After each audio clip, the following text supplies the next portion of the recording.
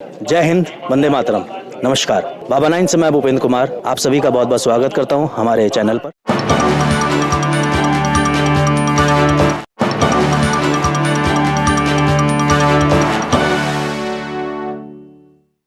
आज जैसा कि आप मेरे पीछे देख रहे हैं, हम लोग आज उपस्थित हैं शिफू राज्य स्वास्थ्य एवं कल्याण कार्यालय पर, जहां पर आज हम देख रहे हैं कि पैरामेडिकल स्टाफ जो है भर्ती के लिए लोग कैंडिडेट जो भर्ती के लिए स्टूडेंट्स हैं पिछले 11 दिनों से यहां पर बैठे हुए हैं धरने पर अपनी मांगों को लेकर।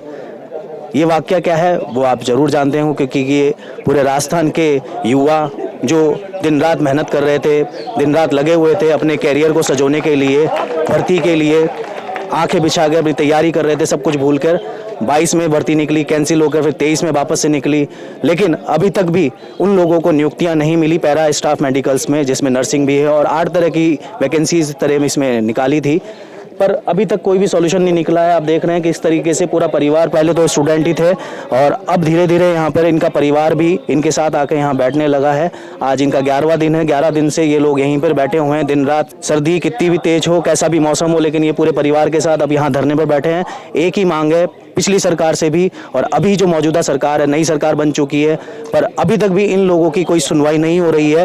ये लोग अभी भी वैसे की वैसे ही निराश बैठे हुए हैं, कोई उम्मीद इनको दिख नहीं रही है। आइए देखते हैं, मैं आपको कवर दिखा रहा हूँ पूरा। हमारे कैमरामैन से चाहूँगा कि पूरा इनको कवर करें और कुछ लोगों से बात भी करेंगे यहाँ पर कि क्या समस्याएं हैं इन लोगों की और किस तरीके से ये आगे इस धरने को लेकर चल रहे हैं।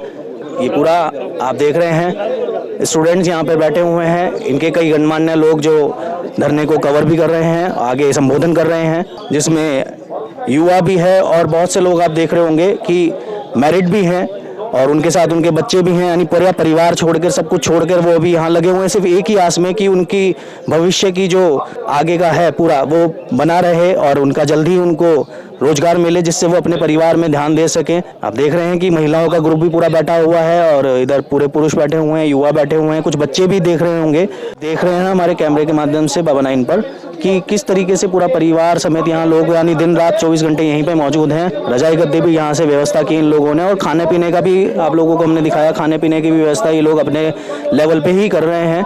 यानी एक तो बेरोजगारी, ऊपर से यहाँ पर धरने में बैठकर पूरे 24 घंटे इस कड़कड़ाती ठंड में ये लोग अपने सारे परिवार के साथ यहाँ मौजूद हैं। और सबसे बड़ी बात, एक और चीज़ मुझे यहाँ पता लगी कि 11 लोग यहाँ पर जो आगे बैठे हैं भीड़ में, वो अनशन पे भी हैं और आगे भी इनका लग रहा है कि 29 तारीख तक अगर इनका कुछ सुना नहीं जाता है तो इनमें से कई लोग, जैसा कि आप ही बताया, आत्मदाह करने तक को भी मजबूर हो जाएंगे, क्योंकि सरकार की कानों में ये बात नहीं पहुंच पा रही है। तो हम चाहेंगे कि चैनल के माध्यम से जल्द ये बात सरकार तक पहुंचे और सरकार इसके ऊपर कोई ना कोई एक्शन ले। जैसा कि हम आपको दिखा रहे हैं कि यहाँ पे पूरा हम कवर कर रहे हैं पैरामेडिकल स्टूडेंट्स को।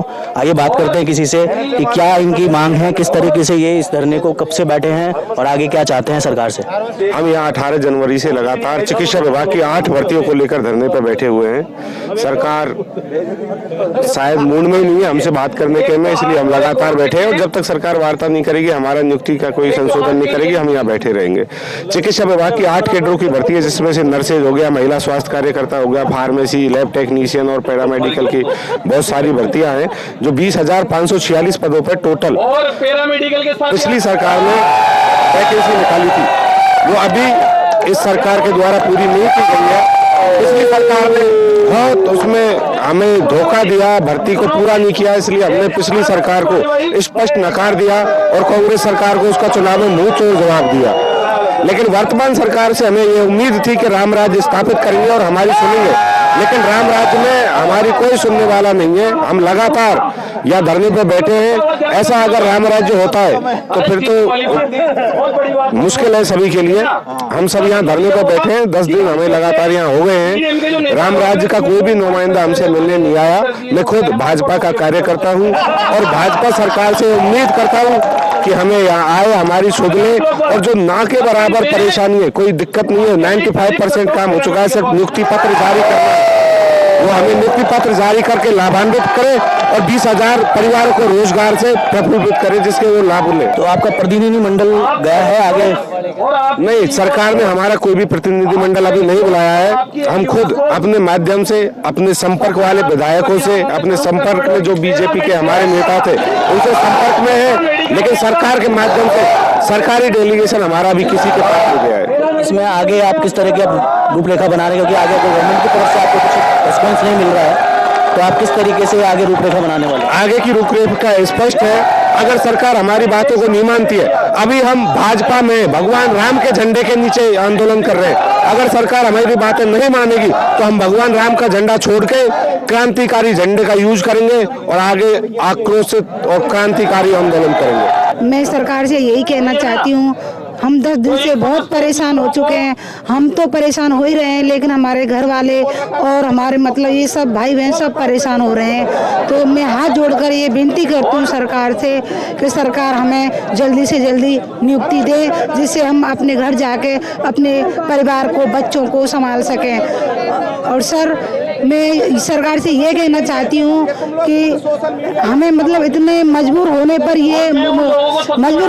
वो नहीं करे कि हम कुछ गलत कर सके। अगर हमें नियुक्ति नहीं मिली तो हम कुछ मतलब अच्छा मतलब को नहीं करेंगे।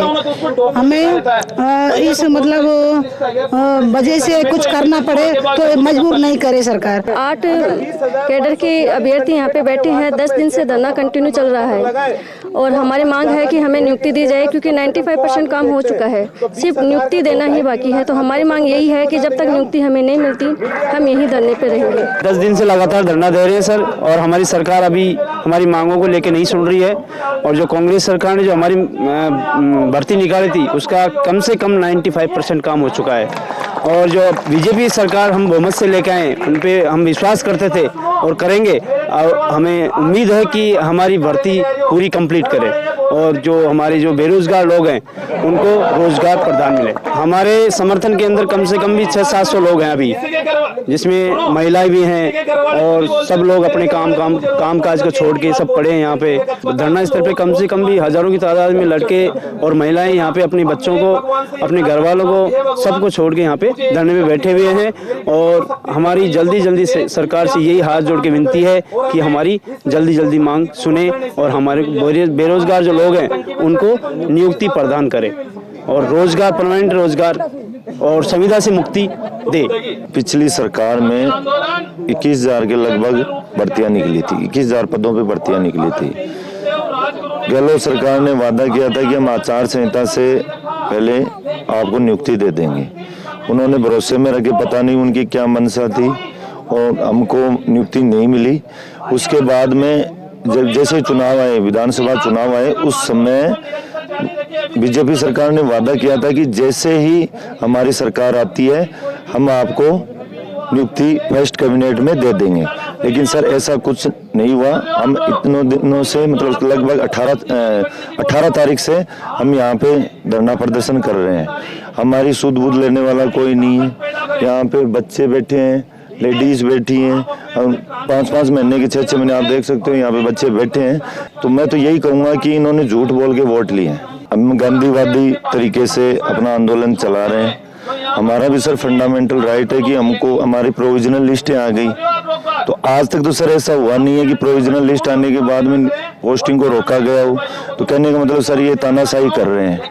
तो सर जब हम भी झूठे नहीं भी हैं, हम भी अपने हक अधिकार की मांग कर रहे हैं। यह अगर तानाशाही पे आ सकते हैं तो हम भी भगत सिंह बन सकते हैं फिर। और सर 29 तारीख को कुछ भी हो सकता है।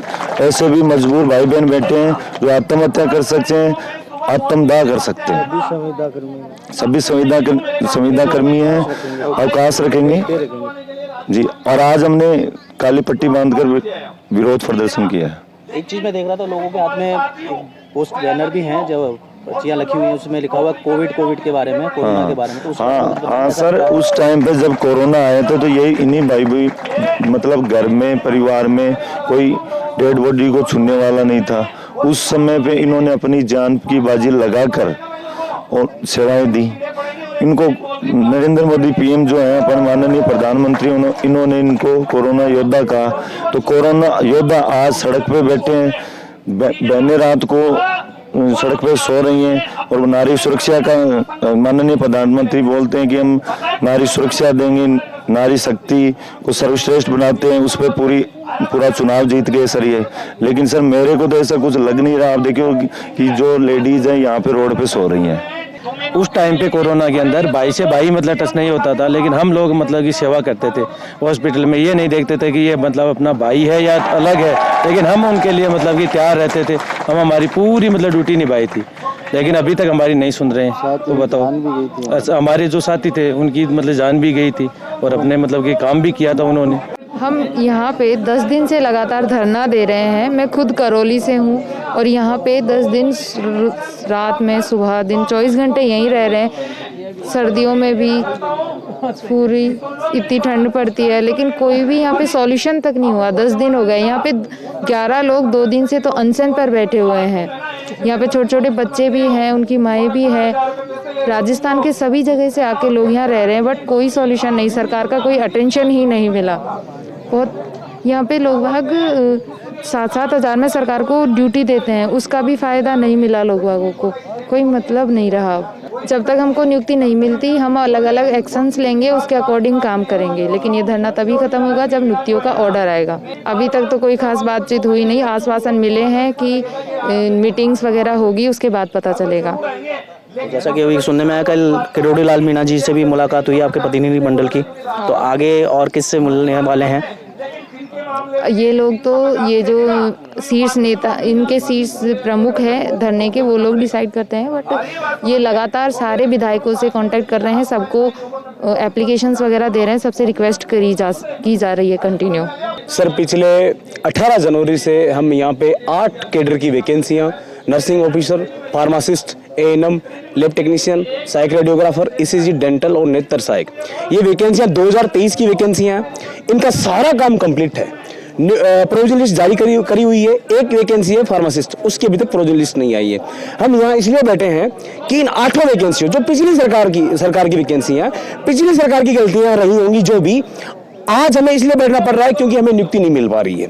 और आज 10 दिन हो गए हैं, अभी तक सरकार की तरफ से कोई मैसेज नहीं आया, सरकार की तरफ से कोई हमारा डेलीगेशन नहीं हुआ है। सरकार की तरफ से आकर के यहाँ अधिकारियों ने या फिर अधिकारियों की तरफ से कोई मैसेज ऐसा भी नहीं आया कि आपका मांग पत्र क्या है। मीडिया के माध्यम से हम लगातार हमारी आवाज को बुलंद भी कर रहे हैं और सरकार को पहुंचा भी रहे हैं, लेकिन सरकार के पास बात पहुंच रही है। हम जहां भी जाते हैं, जिस भी एमएलए, एमपी, मंत्री के पास जाते हैं, वो कहते हैं कि यह मामला हमारे संज्ञान में है, लेकिन हमारी मैडम, एसीएस मैडम और सीएस सर और हमारे जॉइंट सेक्रेटरी साहब, एनसी साहब, अभी तक उन्होंने हमारा कोई डेलीगेशन नहीं किया है। ये अब तक अहिंसावादी तरीके से, गांधीवादी तरीके से धरना जारी है। सरकार से मेरा निवेदन है कि हमें उग्र मत होने दो, हमारा जो सबर है उसको सबर में रहने दो, क्योंकि कल को अगर या इम्तिहान की घड़ी अगर जोश में आ जाएगी तो हम वो लोग हैं कि जयपुर की सड़कों में निकल जाएंगे, और जयपुर की सड़कों में निकलने का मतलब है कि सरकार की नाक में दम कर देंगे। इसलिए सरकार से मेरा निवेदन है कि जल्द से जल्द हमारी मांगों को सुना जाए और हमें हमारा नियुक्ति पत्र हमारे हाथ में थमा दिया जाए, ताकि हम खुशी खुशी हमारे घर चले जाएं।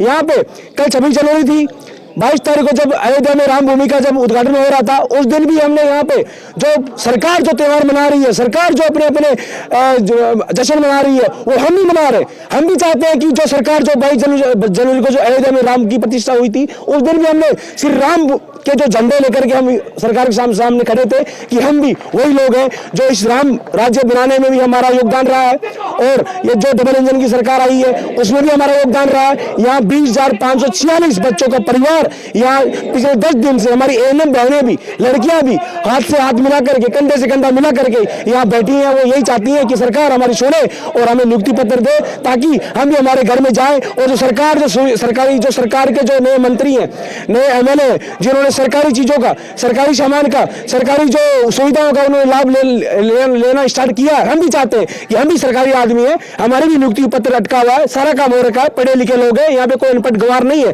किसी ने नर्सिंग कर रखी है, किसी ने जीएनएम कर रखा है, किसी ने एएनएम कर रखी है, किसी बहन ने, किसी ने पैरामेडिकल कोर्स कर रखा है, किसी ने फार्मासिस्ट कर रखा है, सब पढ़े लिखे लोग हैं, प्रोफेशनल कोर्स किए हुए हैं लोग। सबकी एक ही मांग है कि शांति से बैठे। अगर आपने, दोबारा से कहना चाहूंगा सरकार को, अगर आपने ये हमारे जो शांति से जो बैठे हैं, इसकी अगर परीक्षा अगर और लंबी लेना चाह रहे हो तो हम उस परीक्षा का जवाब इस तरीके से देंगे कि लोकसभा का जो चुनाव होगा उसमें भी हम डंके की चोट के साथ में जगह जगह हम घेराव करेंगे और जगह जगह हर लोकसभा में हम जाएंगे और हर लोकसभा के उस एमपी को से सवाल किया जाएगा, बीजेपी के एमपी से, कि तुमने हमारा सहयोग क्यों नहीं किया।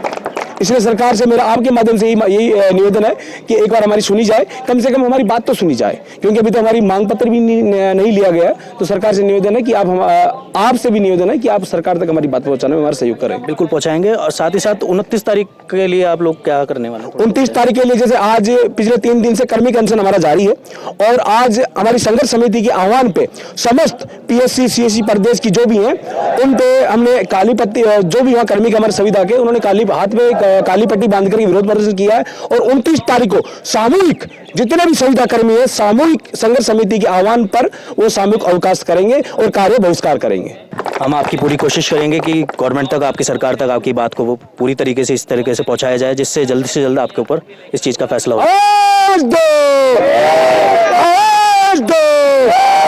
नियुक्ति पत्र जारी करो, नियुक्ति दो, नियुक्ति दो, नियुक्ति दो, नियुक्ति दो, नियुक्ति दो, नियुक्ति दो।